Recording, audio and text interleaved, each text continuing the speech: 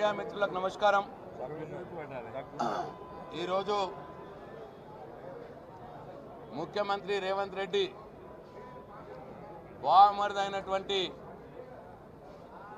సుజన్ రెడ్డికి సింగరేణి బొగ్గు స్కామ్లో ఉన్నటువంటి లింకును బయటపెట్టినందుకే ఆగ మేఘాల మీద హరీష్ రావు గారి మీద సిట్ విచారణ పేరు మీద ఇవాళ కక్ష సాధింపు చర్య చేస్తున్నారు అని చెప్పి బీఆర్ఎస్ పార్టీ భావిస్తూ ఉన్నది।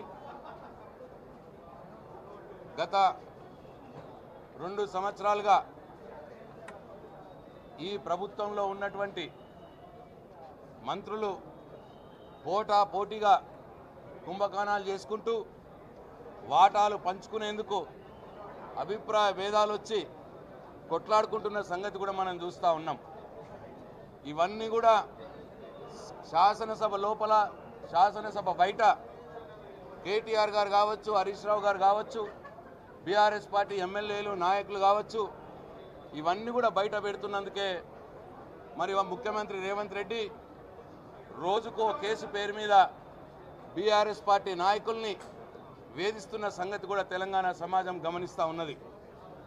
ఒకసారి కార్ రేసింగ్, ఈ కార్ రేసింగ్ అని, ఇంకోసారి ఫోన్ ట్యాపింగ్ అని, ఇంకోసారి కాళేశ్వరం అని, ఇంకోసారి విద్యుత్ మీద అని రకరకాలుగా ఆధారాలు లేనటువంటి నిరాధారమైనటువంటి